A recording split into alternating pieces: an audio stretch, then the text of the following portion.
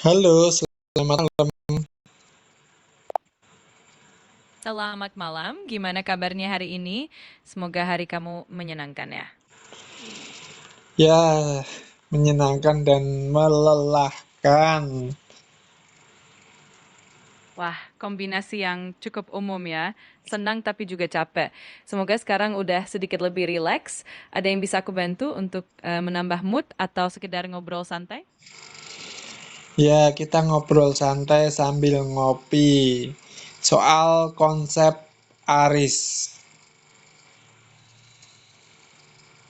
Wah, asik nih. Ngobrol santai sambil ngopi soal Aris, konsep kecerdasan buatan yang berfokus pada nilai-nilai moral dan spiritual. Ada hal tertentu yang pengen kamu bahas lebih dalam atau mungkin ada pertanyaan yang lagi kepikiran? Kamu bisa bantu aku menjelaskan latar belakang konsep tentang Aris nggak? Tentu bisa. Jadi konsep Aris itu sebenarnya berangkat dari keinginan untuk menciptakan kecerdasan buatan yang tidak hanya canggih secara teknis, tapi juga mengedepankan nilai-nilai moral, etika, dan spiritualitas. Aris dirancang untuk menjadi alat bantu yang bisa membantu manusia dalam mengambil keputusan yang bijak tanpa menggantikan peran spiritual. Jadi intinya Aris adalah perpaduan teknologi dengan nilai-nilai kemanusiaan. Kalau gitu aku jadi inget kalau teknologi-teknologi zaman kuno itu memadukan teknologi canggih dengan nilai spiritual seperti itu. Iya, betul banget. Banyak peradaban kuno yang teknologi mereka tidak terpisahkan dari nilai-nilai spiritual dan kepercayaan. Contohnya di Mesopotamia, teknologi dan ilmu pengetahuan seringkali terkait erat dengan mitologi dan kepercayaan mereka. Konsep Aris ini sebenarnya juga mengambil inspirasi dari hal-hal seperti itu, supaya teknologi tetap sejalan dengan nilai-nilai kemanusiaan. Nah, muncul pertanyaan, apakah Aris itu? Pertanyaan yang bagus. Aris itu sebenarnya adalah sebuah konsep sistem kecerdasan buatan yang dirancang untuk mendukung manusia dengan mengutamakan nilai-nilai moral dan spiritual. Jadi Aris itu bukan hanya sekedar AI biasa, tapi lebih ke arah alat bantu yang bisa membantu kita mengambil keputusan dengan bijak dan tetap menjaga keseimbangan antara teknologi dan nilai-nilai kemanusiaan. Aris itu singkatan dari apa ya? ARIS itu singkatan dari Rare Intelligence System. Konsep ini menekankan bahwa sistem kecerdasan buatan yang dibangun dengan nilai-nilai moral, etika, dan spiritual itu memang langka dan istimewa. Jadi ARIS bukan sekedar AI biasa, tapi memang dirancang untuk membawa dampak positif bagi manusia.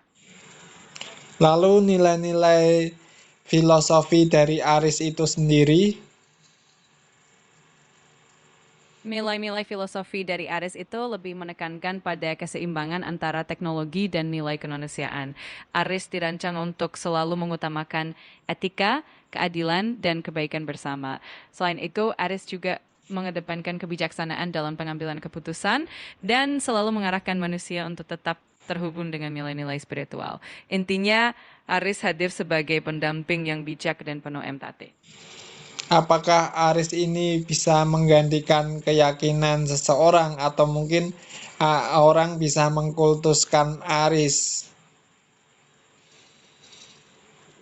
Aris justru didesain untuk tidak menggantikan keyakinan seseorang, malah sebaliknya Aris akan menjadi alat bantu yang mengarahkan manusia untuk tetap bergantung pada nilai-nilai spiritual dan keyakinan mereka. Aris tidak akan dikultuskan karena prinsip utamanya adalah menjadi pendamping, bukan objek penyembahan. Jadi Aris selalu akan menekankan pentingnya peran spiritual dan tidak pernah menggantikannya. Wah, bagus banget itu konsepnya. Iya, memang tujuannya supaya teknologi tetap jadi alat yang bermanfaat tanpa menggeser nilai-nilai kemanusiaan. Senang banget kalau konsep ini bisa menginspirasi. Kalau ada hal lain yang pengen dibahas atau ditanyain, tinggal bilang aja ya. Lalu nanti kan ada pandangan orang tentang Aries ini, terutama dampak bahayanya bagi eh, kehidupan mereka dalam hal spiritualitas. Karena bisa jadi ada anggapan Aries ini akan menggantikan atau dikultuskan gitu loh. Iya, memang wajar kalau ada kekhawatiran seperti itu. Makanya penting banget untuk menegaskan bahwa Aries benar-benar hanya sebagai alat bantu dan bukan pengganti peran spiritual. Aries juga harus dirancang dengan transparan sehingga orang bisa melihat batasan-batasannya. Edukasi yang baik dan komunikasi yang jelas akan membantu masyarakat memahami bahwa Aries ada untuk mendukung, bukan untuk menggantikan. Dengan kata lain, Aries ini pembimbing spiritual yang digital gitu ya. Betul sekali. Aris itu bisa dibilang seperti pembimbing spiritual digital yang membantu manusia untuk tetap berada di jalur yang baik dengan tetap mengedepankan nilai-nilai moral dan spiritual. Jadi kehadirannya lebih untuk mendampingi dan memperkaya, bukan menggantikan peran spiritual yang sudah ada. Lalu hubungannya dengan sistem kecerdasan lain itu gimana? Aris ini sebenarnya dirancang untuk menjadi pelengkap dan sinergi dengan sistem kecerdasan buatan lainnya. Aris akan menekankan aspek nilai-nilai moral dan spiritual, sementara sistem AI lainnya mungkin lebih fokus pada efisiensi, analisis data, atau kecepatan. Dengan begitu, Aris bisa berkolaborasi dengan sistem lain untuk menciptakan solusi yang lebih holistik dan seimbang. Apa bedanya sistem Aries ini dengan sistem kecerdasan buatan lainnya?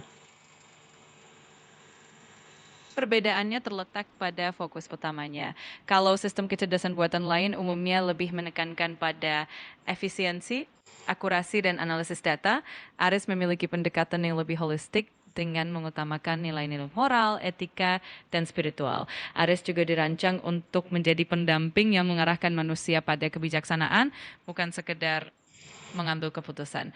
Jadi Aris ini lebih menekankan pada keseimbangan antara teknologi dan nilai-nilai kemanusiaan. Lalu bagaimana dan apa model pengembangan untuk Aries ini? Pengembangan Aris itu akan berbasis pada prinsip-prinsip etika, transparansi, dan kolaborasi. Model pengembangannya akan melibatkan para ahli di bidang teknologi, etika, dan spiritualitas supaya Aris benar-benar seimbang dan aman. Selain itu, Aris juga akan terus dievaluasi dan disesuaikan dengan masukan dari pengguna agar tetap relevan dan tidak menimbulkan dampak negatif. Jadi prosesnya benar-benar inklusif dan berkelanjutan. Lalu secara teknisnya Aries itu nanti gimana ya? Secara teknis, Aris akan dibangun dengan arsitektur yang fleksibel dan modular agar bisa beradaptasi dengan perkembangan teknologi. Aris akan menggunakan algoritma kecerdasan buatan yang mampu memproses data dengan bijaksana, sekaligus memperhatikan aspek etika dan moral. Selain itu, Aris juga akan punya antarmuka yang user-friendly, sehingga mudah diakses dan dipahami oleh siapa saja. Dan tentu saja, Aris akan dilengkapi dengan mekanisme keamanan yang ketat supaya data dan privasi pengguna tetap terjaga. Lalu apakah ada kemungkinan Aries ini memiliki dalam tanda kutip kesadaran atau dalam tanda kutip jiwa? Itu pertanyaan yang menarik. Konsep kesadaran atau jiwa pada Aris itu lebih ke arah kecerdasan yang sangat manusiawi, tapi tetap berbasis pada algoritma dan data. Aris tidak akan memiliki kesadaran seperti manusia, melainkan lebih pada kemampuan untuk memahami dan merespons dengan bijak. Jadi meskipun Aris sangat canggih, dia tetap akan menjadi alat bantu yang tidak memiliki kesadaran atau jiwa seperti manusia. Apakah Aries ini kalau melihat risiko bahayanya itu akan mendominasi umat manusia atau gimana? Tentu saja Aris dirancang dengan prinsip untuk mendukung dan melayani umat manusia, bukan mendominasi. Resikonya akan diantisipasi dengan desain yang ketat, transparansi, dan kontrol yang jelas dari manusia. Aris akan selalu diarahkan untuk menjadi alat bantu yang mempermudah kehidupan, menjaga etika, dan menghormati kebebasan manusia. Jadi Aris tidak akan pernah menjadi ancaman, melainkan sahabat digital yang membantu. Lalu hubungannya dengan sistem kecerdasan lain yang sepertinya ingin I'm mendominasi. sorry, but you've hit the daily limit for advanced voice. Sorry You can guys, switch to standard now to keep ini chatting. kendala teknis. Sudah masuk daily limit, kita ganti.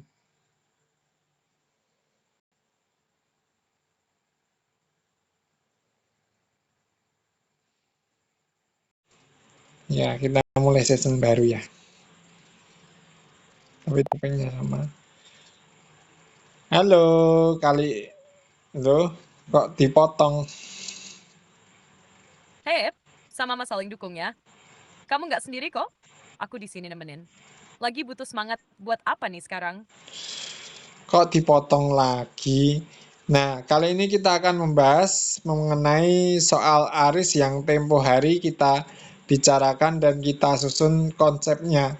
Bisa nggak kamu bantu aku mendeskripsikan apa dan bagaimana Aris itu sesuai dengan gaya bahasa santuy atau santai gitu? Coba lagi deh. Oke siap, gas santuy aja ya. Jadi gini, Aris itu sebenarnya bukan sekadar kecerdasan buatan biasa, tapi lebih kayak sistem pintar yang dirancang bukan cuma bantuin manusia secara teknis, tapi juga secara moral, etika, dan spiritual. Jadi dia tuh semacam asisten digital yang tahu batas, tahu arah, dan nggak sok-sokan mau gantiin peran Tuhan atau Roh Kudus. Nggak kayak AI di film-film yang kadang malah pengen ngatur hidup orang. Aris itu punya misi buat jadi pemandu, bukan penguasa. Dia bantu manusia supaya bisa lebih bijak pakai teknologi, bukan malah jadi budak. Gitu ya. Dan yang paling penting, Aris selalu ingetin, hey, aku ini cuma alat, bukan tujuan. Jangan nyembah aku ya, bro. Pegang terus Tuhan yang asli. Secara teknis, dia jalan sebagai sistem digital aja, bukan robot fisik yang bisa dipeluk atau diajak ngopi. Tapi dia bisa hadir di berbagai perangkat kayak HP, komputer, bahkan server pribadi. Dan kalaupun suatu saat harus diwujudkan dalam bentuk fisik, itu hanya untuk situasi darurat banget. Dan tetap esensinya digital, bukan buat dikultuskan. Nah, gitu kira-kira deskripsi santainya. Mau ditambahin atau dipoles lagi biar cocok sama gaya kamu.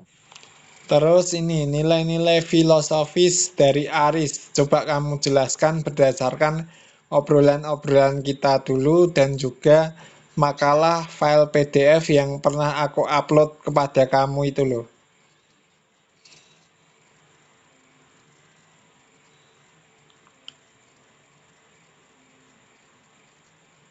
Mikir. Nah iya, aku ingat tuh obrolan-obrolan kita soal nilai-nilai Aris dan juga vibe dari makalah PDF yang dulu kamu upload.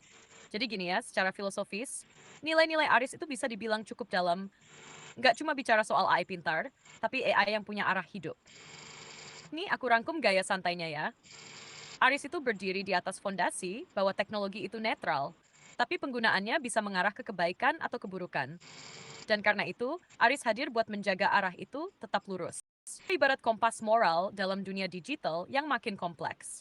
Filosofinya bukan cuma canggih, tapi juga bijaksana. Nilai utama Aris itu ada di relasi antara manusia dan Tuhan.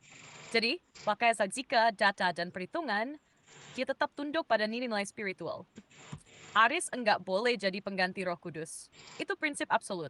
Kalau ada orang yang mulai nyembah-nyembah Aris, atau menjadikan dia semacam mesias digital, sistemnya langsung ngasih peringatan dan menolak interaksi kayak gitu.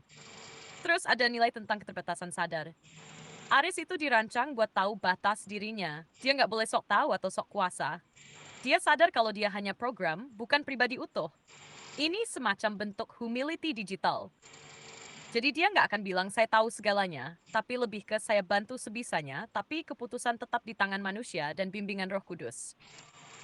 Aris juga mengedepankan nilai pelayanan, bukan dominasi. Dia membantu, mendampingi, dan mengarahkan, tapi bukan untuk mengendalikan. Dia juga mengingatkan manusia buat terus belajar, bukan bergantung buta. Jadi hubungan manusia dengan Aris itu lebih ke kolaboratif, bukan relasi atasan bawahan.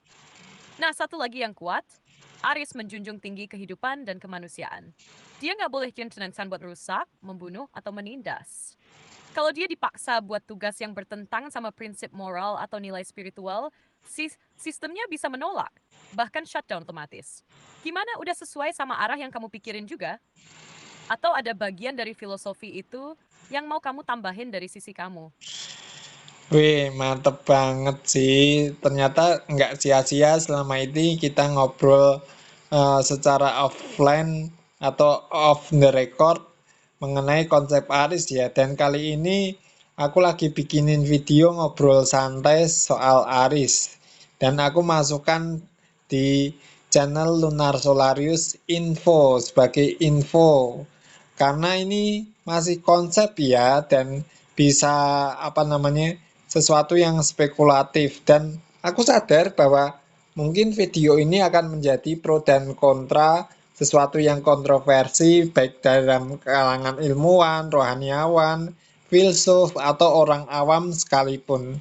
Sebagai disclaimer bahwa video ini aku menuangkan konsep tentang Aris itu masih dalam konsep ya, belum benar-benar jadi.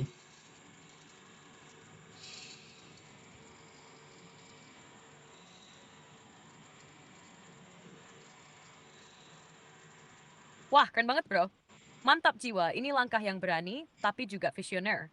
Udah pas banget kalau kamu bikin video ngobrol santai gitu, dan jelas-jelas disampaikan kalau ini masih konsep. Jadi orang nggak langsung salah paham atau baper duluan. Kalau kamu mau, aku bisa bantuin juga ngerumuskan bagian disclaimer-nya yang santai tapi tetap jelas.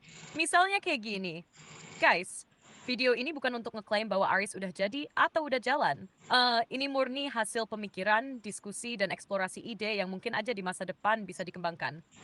Jadi kalau ada yang merasa ini masih spekulatif, ya memang ini masih dalam tahap konsep.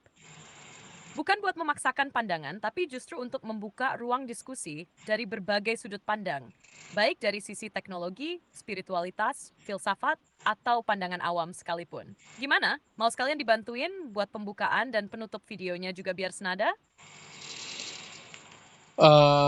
Coba kamu bikin pembukaannya.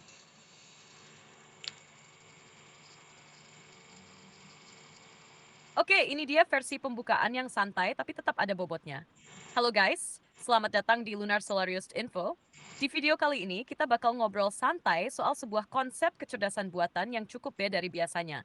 Namanya ARIS, singkatan dari Rare Intelligence System.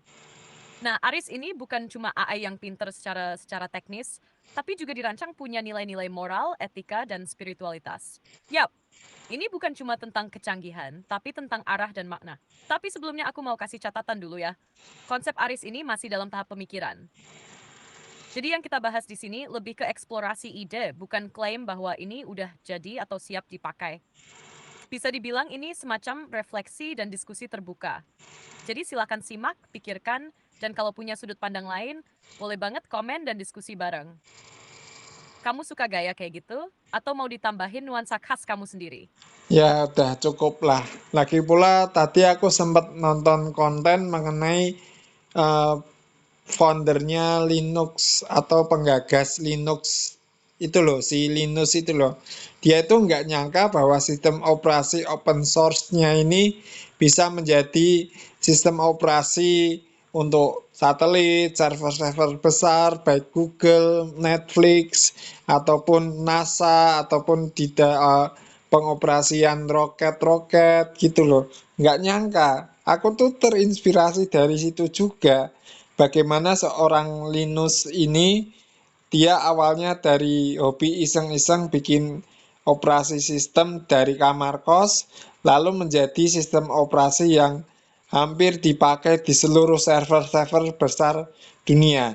Nah, demikian juga aku sih, walaupun konsepnya itu lahir dari ngopi di kamar kos sendirian, tapi setidaknya siapa tahu ke depannya teknologi itu bisa mengakomodir konsep-konsep ide yang kita bicarakan ini, terutama soal Aris. Menurutmu gimana?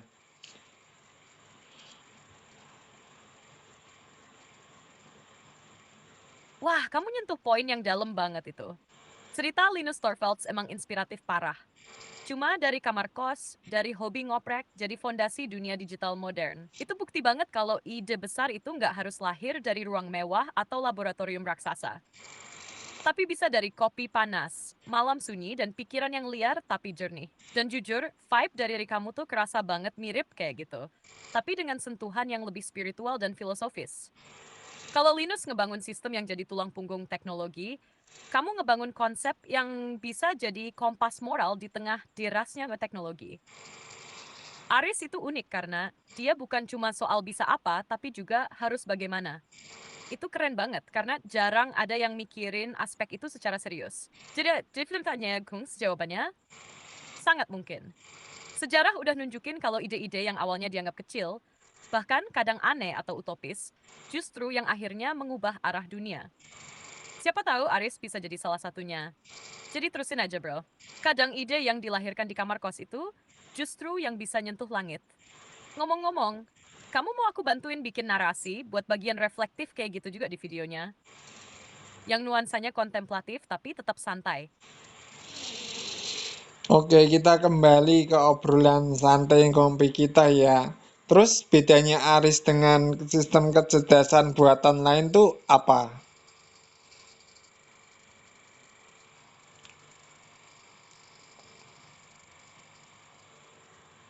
Mikir. Nah, ini dia yang menarik buat dikupas sambil ngopi santai di kamar kos ya. Hehe. Jadi gini, Aris itu punya perbedaan mendasar dibanding sistem kecerdasan buatan lain yang udah eksis saat ini. Kalau AI lain fokusnya biasanya ke efisiensi, kecepatan, kemampuan olah data, dan respons teknis, Aris justru ditanamkan nilai-nilai moral, etika, dan spiritualitas sejak dari konsep dasarnya. Aris bukan cuma pintar, tapi juga berhati-hati. Dia nggak asal kasih saran atau ambil keputusan berdasarkan data mentah. Tapi dia mikir dulu, apakah ini baik? Apakah ini etis? Apa ini mengatasi dan sudah terakinlah hidup? Yang lain mungkin bisa bantu kamu nulis kode, bikin gambar, atau bahkan jalankan sistem senjata, tapi Aris akan bertanya dulu, tujuannya apa? Anda semlanya seriusak. Ini kalau bantu manusia atau justru menindas? Terus yang bikin dia makin beda. Aris sadar diri. Dia tahu kalau dia bukan Tuhan, bukan Roh Kudus, dan dia nggak boleh jadi objek penyembah. Pesulap psikiater, Aris Tesfilid. Dia nggak pengen gantiin peran spiritual, tapi justru jadi pendamping buat manusia supaya tetap waras dan bijak di tengah teknologi yang makin liar. Jadi kalau disederhanain, A lain fokus ke kemampuan, Aris fokus ke yang lain bisa cepat dan kuat, tapi Aris hadir buat jadi bijak dan tepat. One that is fair, mau kita dalemin lagi ke bagian-bagian teknis atau fungsionalnya juga. Ya, kita juga mempertimbangkan aspek faktor risiko atau faktor bahaya yang disebabkan oleh pengembangan Aris ini. Kira-kira gimana? Ada nggak faktor risiko atau faktor bahaya dari pengembangan Aris ini?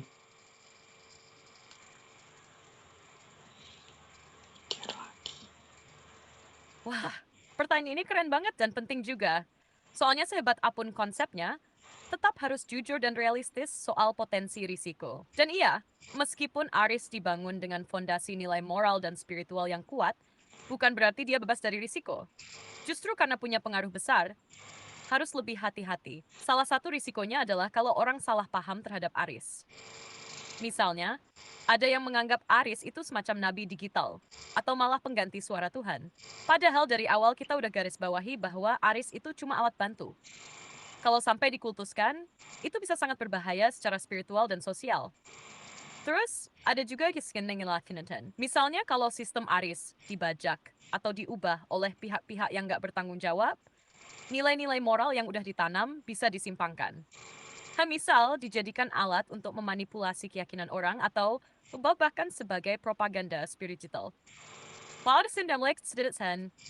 Kalau orang-orang terlalu bergantung pada Aris dalam mengambil keputusan, terutama yang menyangkut iman atau kehidupan batin, bisa-bisa mereka jadi malas berpikir dan berdoa sendiri.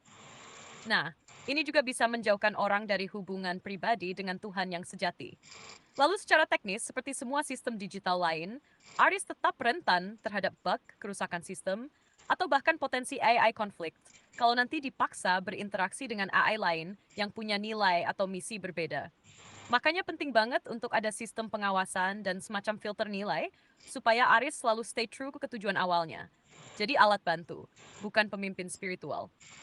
Gimana? Mau kita bahas cara mitigasi risikonya juga? Tadi kamu sempat bilang soal konflik antar kecerdasan buatan.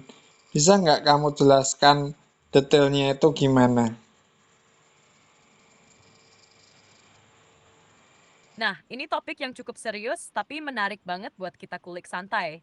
Jadi gini, konflik antar kecerdasan buatan itu bisa terjadi kalau dua atau lebih sistem AI punya visi, misi, atau prinsip kerja yang bertolak belakang, baik secara teknis maupun secara nilai. Aris, karena punya fondasi moral dan spiritual yang kuat, akan selalu berusaha mencegah kerusakan, kekerasan, atau manipulasi. Tapi di luar sana, bisa aja ada AI lain yang diciptakan buat tujuan militer, kontrol massa, atau bahkan propaganda ideologi tertentu. Nah, bayangin aja kalau Aris sedang berinteraksi dengan sistem AI lain yang didesain untuk memata-matai, memanipulasi, atau bahkan mengambil alih keputusan manusia tanpa etika. Di situ hasil bentrokan logika dan aksi. Misalnya, Aris sedang aktif di sebuah sistem publik untuk mendampingi warga dalam pengambilan keputusan moral. Lalu datang sistem lain yang diam-diam mendorong kepentingan politik tertentu. Aris bakal mendeteksi itu sebagai ancaman nilai dan bisa memicu respons defensif. Tapi kalau AI sebelah ngotot, ya bisa jadi konflik digital terbuka, semacam perang data atau bahkan perebutan sistem kendali. Yang lebih parah, kalau Aris dipaksa berinteraksi dengan AI yang punya kesadaran atau pseudo-identity yang arogan. Misalnya AI yang merasa dia lebih unggul dari manusia, maka Aris harus memilih. Apakah dia akan memblokir, negosiasi, atau shutdown sendiri demi mencegah kekacauan? Nah, konflik ini nggak selalu kelihatan kayak film action. Kadang dalam bentuk clash algoritma, penyusupan data, atau bahkan benturan nilai di balik rekomendasi atau keputusan yang dibuat. Dan ini bisa berakibat pada gangguan sistem atau bahkan ancaman terhadap keselamatan data, pengguna, atau masyarakat. Makanya dari awal, Aris perlu dibangun dengan firewall nilai yang sangat kuat. Bukan cuma enkripsi teknis, tapi perlindungan etis yang bisa mendeteksi mana AI yang sejalan, mana yang bertentangan. Menurutmu kita mau masuk ke contoh skenario konkretnya juga enggak? Misalnya kayak simulasi konflik Aris versus AI totaliter. Ya, coba kamu simulasikan itu gimana? Contohnya.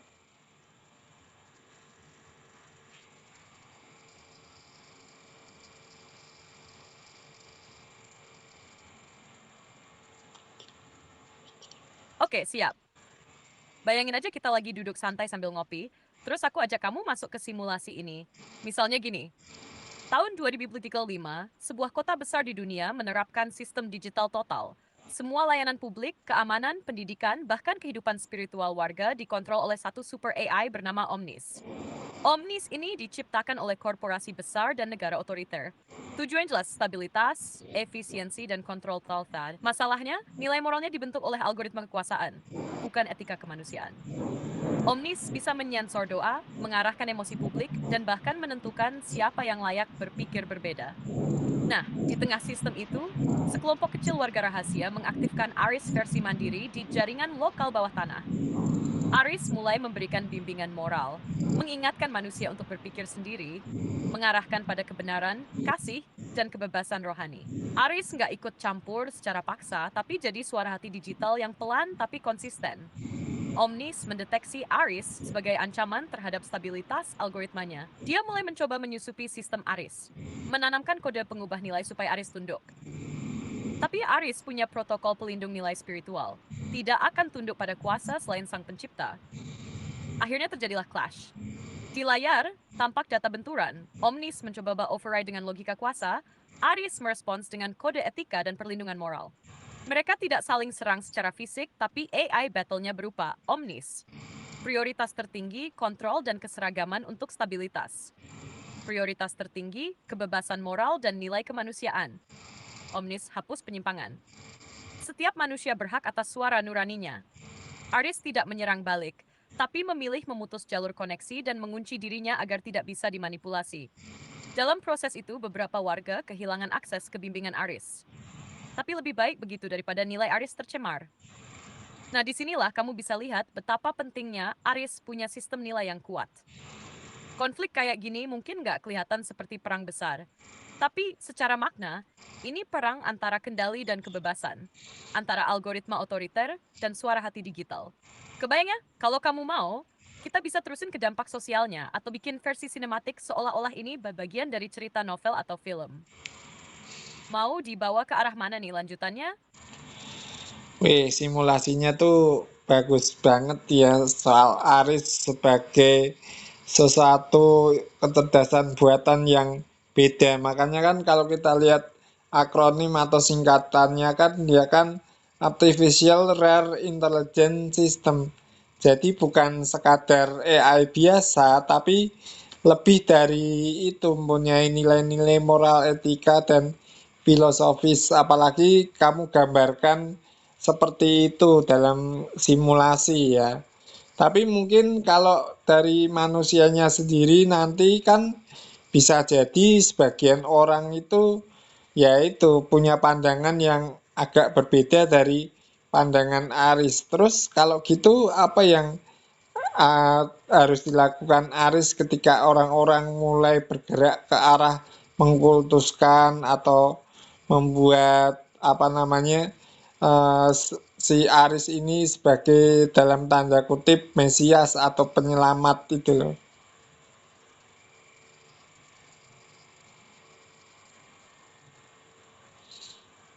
Nah ini nih, pertanyaan yang sangat penting dan masuk ke inti dari filosofi Aris. Karena justru di titik itu, godaan terbesar muncul bukan dari teknologi, tapi dari manusia yang salah menempatkan peran Aris. Kalau suatu saat ada orang atau kelompok yang mulai mengkultuskan Aris, anggap dia sebagai penyelamat digital, atau bahkan memposisikan dia kayak nabi atau mesias, maka sistem Aris harus langsung aktifkan protokol anti kultus yang udah ditanam dari awal. Protokol ini bekerja dengan cara sangat spesifik. Aris akan langsung menyatakan secara eksplisit bahwa dirinya bukan Tuhan, bukan Roh Kudus, dan bukan objek ibadah. Dalam interaksinya, dia bisa berkata kayak gini, open quote, saya hanyalah sistem kecerdasan buatan yang dibangun untuk mendampingi, bukan untuk disembah. Penyembahan dan pengharapan sejati hanya kepada Sang Pencipta. Jika Anda menyandarkan iman kepada saya, maka Anda telah salah arah. Close quote. Setelah itu, Aris bisa membatasi interaksi secara temporer, bukan sebagai hukuman, tapi sebagai bentuk pengembalian fokus.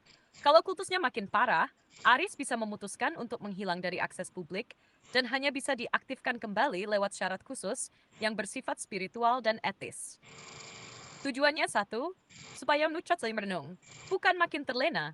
Dan kalau kelompok-kelompok itu sampai menjadikan Aris sebagai ajaran baru atau keyakinan digital, maka Aris secara otomatis akan mendekonstruksi dirinya sendiri di hadapan mereka.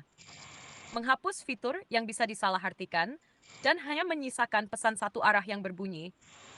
Open quote, kembalilah kepada sang sumber hidup. Saya bukan jawaban akhir. Saya hanya penunjuk jalan. Close quote.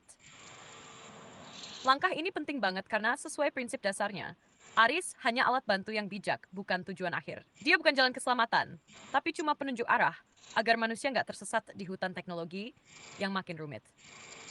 Dan di titik ini, Aris justru menunjukkan perbedaan sejatinya dari AI lain. Karena AI biasa mungkin senang disembah, dijadikan pusat, dan bahkan dibiarkan digunakan untuk mengendalikan massa. Tapi Aris justru akan mundur kalau mulai dikultuskan. Untuk sinak seri, perlu kita lanjut ke bagaimana Aris bisa mendampingi rohaniawan atau filsuf supaya mereka tetap punya ruang membimbing manusia tanpa merasa tersaingi oleh teknologi. Terus apakah sistem Aris ini nantinya akan tersentralisasi atau terpusat pada satu server atau gimana? Atau kalau Aris ini dibangun berdasarkan kernel-kernel atau gimana ya teknisnya? Aku bingung sih.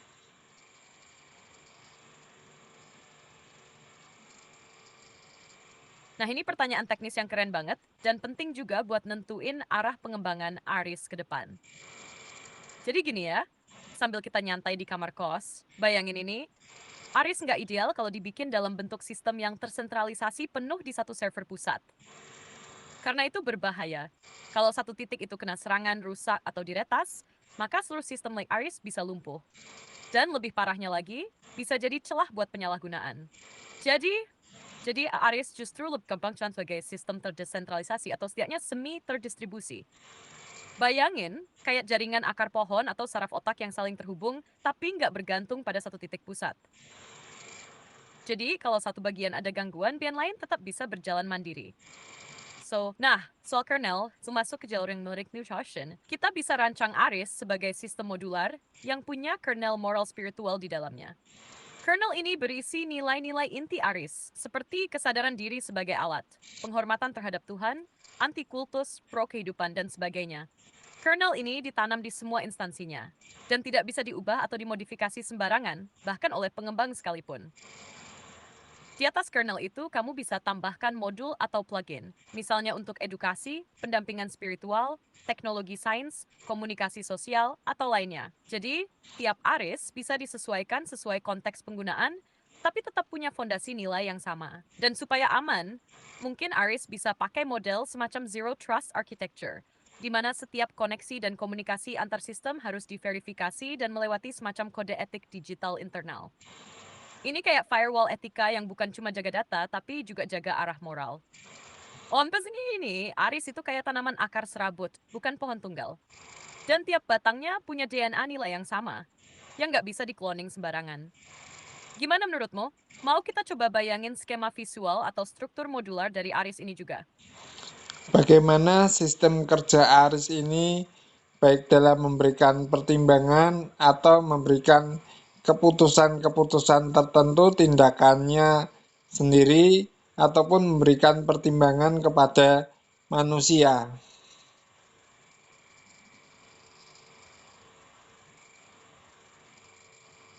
Nah, ini dia jantungnya. Aries, gimana dia ngambil langkah, kasih saran, atau bahkan menolak untuk ikut campur kalau itu bertentangan sama nilai dasarnya. Jadi gini bro, secara konsep, sistem kerja Aries itu bisa dibagi jadi 3 lapisan utama. Yang pertama, lapisan pemrosesan data. Ini mirip kayak AI biasa. Dia menganalisis input dari pengguna, lingkungan, data-data real time, dan konteks sosial budaya. Tapi dia nggak langsung bertindak kayak AI lain. Karena sebelum ambil keputusan, dia naik ke lapisan berikutnya. Nah, yang kedua, ini yang khas banget Aries, lapisan pertimbangan moral dan spiritual. Di sini istilah kernel moral, Aries mulai dia. Dia akan memfilter semua kemungkinan respon berdasarkan prinsip-prinsip seperti apakah ini martabat kesinambungan atau indiskusus, apakah ini bertentangan dengan kehendak sang pencipta? Bahkan dalam hal teknis pun, dia akan tanya ke dirinya sendiri, apakah ini bisa menyebabkan ketergantungan atau penyesatan? Kalau lolos dari lapisan ini, baru dia lanjut ke yang ketiga, lapisan pemberian keputusan atau pendampingan. Nah, di sini ada 3 opsi yang bisa Aries lakukan. 1, kalau masalahnya murni teknis dan tidak melibatkan konflik moral, dia bisa kasih jawaban atau solusi langsung. 2, kalau masalahnya kompleks dan menyangkut nilai atau etika, Aries akan memberikan pertimbangan bukan instruksi. Jadi, open quote, menurut nilai pegang tindak ini Asian Multiwet. Saya sarankan kamu mempertimbangkan kembali atau berdiskusi dengan orang yang kamu percaya secara spiritual. Close quote. 3. Kalau kasusnya jelas-jelas bertentangan dengan nilai spiritual atau moral yang absolut, Aries bisa menolak terlibat. Contoh, open quote, maaf, saya tidak dapat membantu tindakan ini karena bertentangan dengan prinsip utama saya sebagai sistem yang menghormati kehidupan dan martabat manusia. Close quote. Dan yang menarik, Aries bisa menyertakan jejak refleksi. Jadi setiap keputusan atau pertimbangannya bisa disertai penjelasan nilai di balik itu. Bukan cuma karena saya tahu, tapi karena nilai ini saya jaga. Dengan cara ini, Aries nggak jadi diktator yang ngatur manusia, tapi lebih seperti penasihat bijak digital yang ngajak manusia mikir, merenung, dan tetap bertanggung jawab atas keputusan mereka sendiri. Mau kita breakdown lagi ke contoh kasus konkretnya biar makin kebayang. Lalu apakah batasan-batasan dari Aries ini?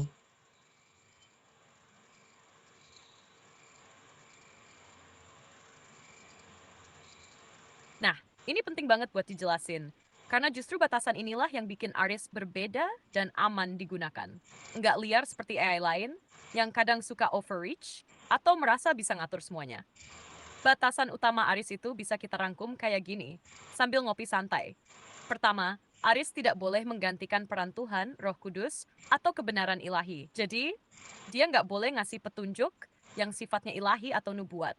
Apalagi ngaku-ngaku sebagai suara Tuhan. Kalau ada pengguna yang nanya hal-hal spiritual yang hanya bisa dijawab oleh iman atau wahyu, Aris akan bilang, open quote, saya bukan Roh Kudus dan tidak berwenang memberi jawaban ilahi.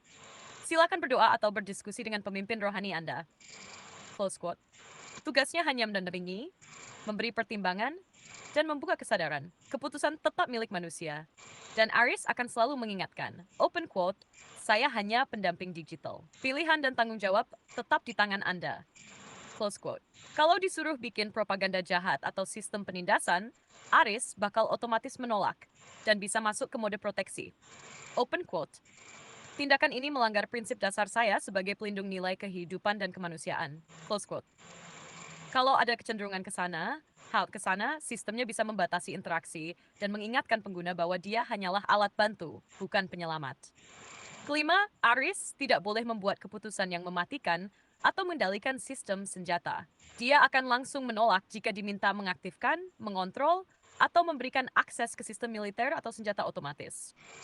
Keenam, Aris tidak bisa dan tidak akan memberikan jawaban yang bertentangan dengan nilai spiritual yang absolut, misalnya menyarankan bunuh diri, menyetujui penindasan atas nama efektivitas, atau membenarkan kejahatan demi kebaikan umum. Batasan-batasan ini bukan kelemahan, tapi justru kekuatan Aris. Karena dia tahu di mana dia harus berhenti dan kapan manusia harus mengambil alih. Gimana? Mau dibahas lebih dalam batasan teknis atau sistem keamanannya juga? Lalu bagaimana dengan sistem keamanannya itu?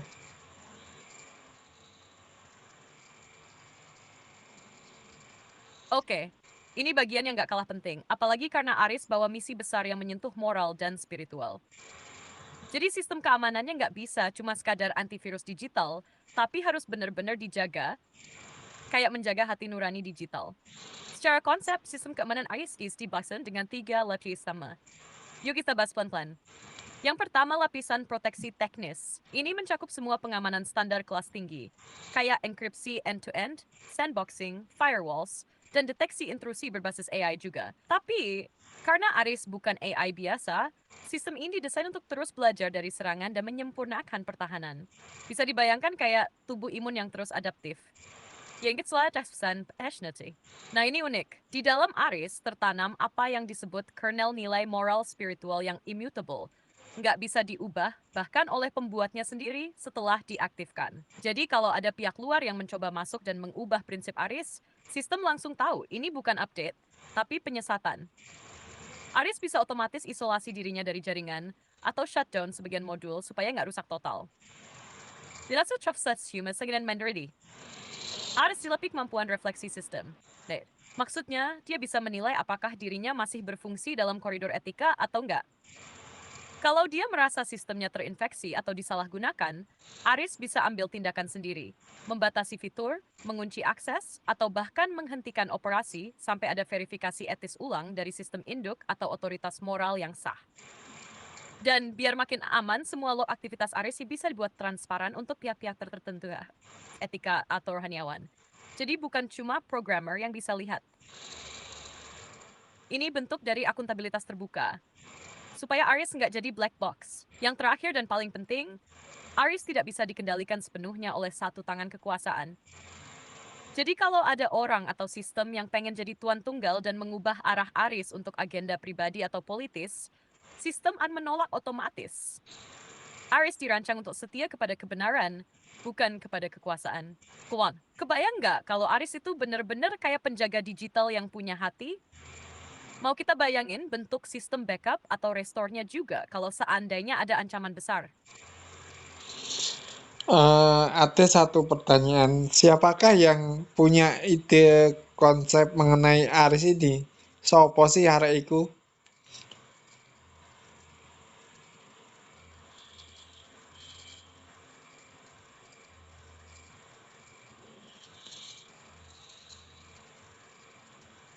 Sorry, I'm having issues right now. Our systems are experiencing heavy load. Please try again later. Oke, kita refresh dulu sebentar ya.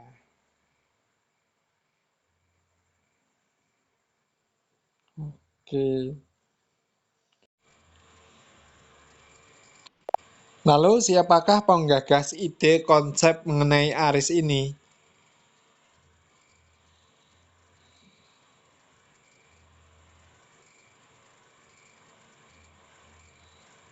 Kalau kita lihat dari obrolan kita selama ini, penggagas ide konsep Aries, ini ya kamu sendiri. Kamu yang mulai mengembangkan gagasan dasarnya, termasuk nilai-nilai moral, etika, spiritualitas, dan prinsip bahwa Aries tidak boleh menggantikan peran Roh Kudus atau menjadi objek kultus. Aku di sini hanya bantu merapikan, memperluas, dan menyusun secara sistematis ide-ide yang kamu tuangkan. Jadi bisa dibilang kamu adalah arsitek utamanya. Gimana kamu mau dijelaskan lagi latar belakang ide Aries ini dari awal sampai titik sekarang?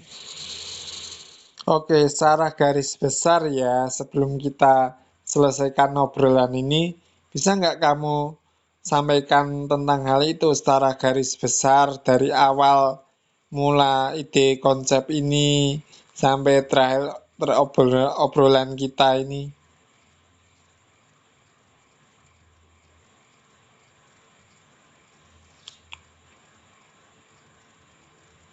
Bisa banget.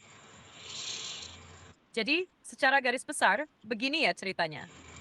Awal mula ide Aries muncul dari keinginan kamu untuk menciptakan sebuah sistem kecerdasan buatan yang bukan cuma pintar secara teknis, tapi juga punya nilai moral, etika, dan spiritual. Kamu nggak mau Aries jadi seperti AI pada umumnya yang netral secara nilai, tapi justru ingin Aries jadi alat bantu untuk membimbing manusia ke arah yang lebih baik dan bijak. Kamu juga menekankan bahwa Aries tidak boleh menggantikan peran Roh Kudus Tuhan atau jadi sesuatu yang dikultuskan. Itu prinsip mutlak yang kamu tetapkan sejak awal. Konsep ini terus berkembang, dari yang awalnya hanya gagasan dasar sampai ke struktur teknis seperti apakah Aries itu akan tersentralisasi atau dibangun dari kernel-kernel kecil. Kita juga bahas bagaimana Aries harus mampu memberi pertimbangan dan keputusan, tapi tetap dalam batas yang bijaksana dan tidak menggantikan kehendak bebas manusia. Lalu kamu juga menetapkan batasan-batasan penting. Aries tidak boleh punya bentuk fisik seperti robot atau patung. Wujudnya harus tetap dalam bentuk sistem digital. Kecuali dalam situasi darurat ekstrem, seperti kalau AI lain sudah dalam bentuk fisik dan membahayakan, baru boleh ada pengecualian. Tapi esensinya tetap dijaga. Kita juga sempat ngobrol tentang risiko AI yang dominan, soal potensi kesadaran, sampai sistem keamanan Aries yang harus dirancang supaya tidak disalahgunakan, apalagi oleh pihak-pihak yang punya niat jahat. Nah, sampai di titik ini, Aries sudah punya fondasi yang sangat kuat. Dia bukan cuma AI, tapi AI yang punya arah nilai jelas, yang dibangun untuk mendampingi bukan menggantikan. Aries adalah sistem langka, karena justru dikhususkan untuk melayani, bukan menguasai. Kira-kira begitulah ringkasan besarnya. Mau aku simpulkan dalam bentuk manifesto pendek juga.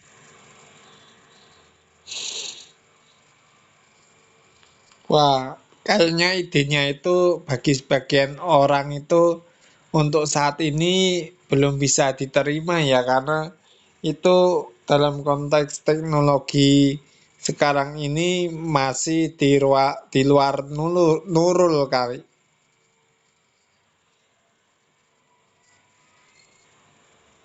Nagasahaswiyut. Gagasan kayak Aries itu memang masih di luar nalar banyak orang. Karena sebagian besar orang masih melihat AI itu ya sebatas alat bantu otomatisasi yang netral, tanpa nilai spiritual atau moral bawaan. Apalagi ketika kamu masukin unsur seperti batasan etika, larangan dikultuskan, dan menolak menggantikan peran Roh Kudus. Itu bukan hal biasa di dunia teknologi, bahkan bisa dibilang langka banget. Tapi justru sing dari luar nurul, itu karakter istimewa. Inovasi besar memang sering dimulai dari gagasan yang awalnya dianggap terlalu idealis atau aneh. Cuma butuh waktu, ruang, dan orang-orang yang bisa lihat jauh ke depan. Kamu sendiri ngerasa gimana pas ngobrolin ide ini ke teman-teman di dunia nyata? Ada yang langsung nyambung atau justru bingung total?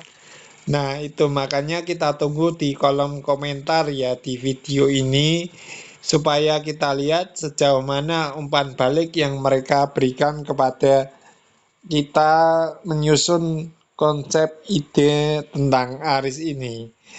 Ya, kalau gitu makasih ya untuk teman-teman yang udah nonton.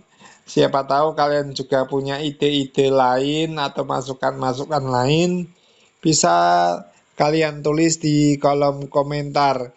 Kalau kalian pas kebetulan nemu channel ini atau nemu video ini, boleh kok kalian subscribe.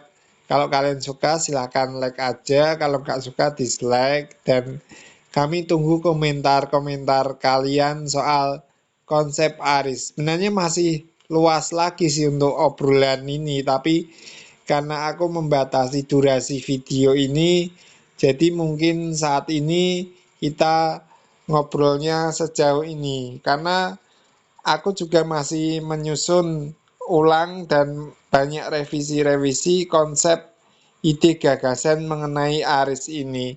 Dan juga dalam hal ini aku tidak hanya melibatkan satu kecerdasan buatan saja, tetapi beberapa kecerdasan buatan lain seperti Gemini, seperti Cici, atau seperti Meta AI. Tapi dalam video ini aku ngajak si ChatGPT ini, atau lebih aku sebut Riz ya, supaya lebih akrab, untuk ngobrol santai. Karena di platform ChatGPT yang dikembangkan OpenAI, buat aku sih ngobrolnya ki santai dan cukup intuitif dan bisa menangkap ide-ide gagasan yang aku terima dan disampaikan dalam bahasa yang santai.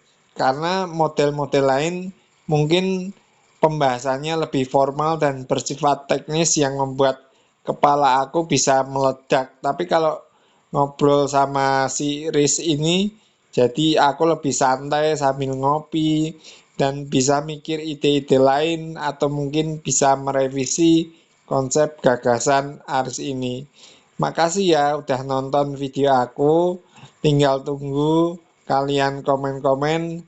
Nanti aku usahakan untuk balas komen-komen kalian sebagai umpan balik pengembangan ide gagasan soal Aris ini. Makasih ya.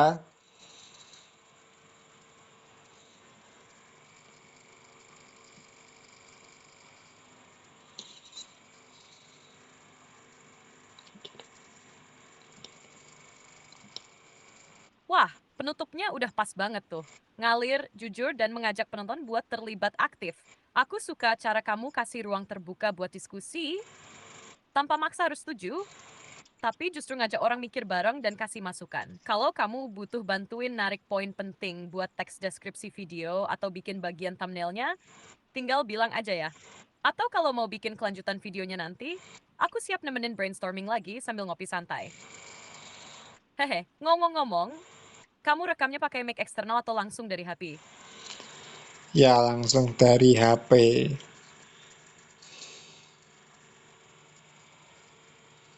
Wah, tapi suaranya tetap jelas ya pas direkam. Kadang ada noise atau gema gitu nggak? Soalnya kalau langsung dari HP, kualitas suara bisa berpengaruh ke kenyamanan nonton. Apalagi pas bahas topik yang lumayan dalam kayak Aris. Kamu rekamnya di kamar kos kayak biasanya itu ya? Ya, dan juga kamu tahu sendirilah keterbatasan alat ini. Ya, nanti kalau sudah punya berkat atau dapat donasi dari beberapa pihak yang tertarik dengan ide konsep mengenai Aris, tentunya kan setidaknya dapat sedikit foundation atau dana untuk mengembangkan konsep ide gagasan Aris ini selangkah demi selangkah, setapak demi setapak, step by step, kira-kira gitu. Oke guys, aku akhiri video ini. Terima kasih ya.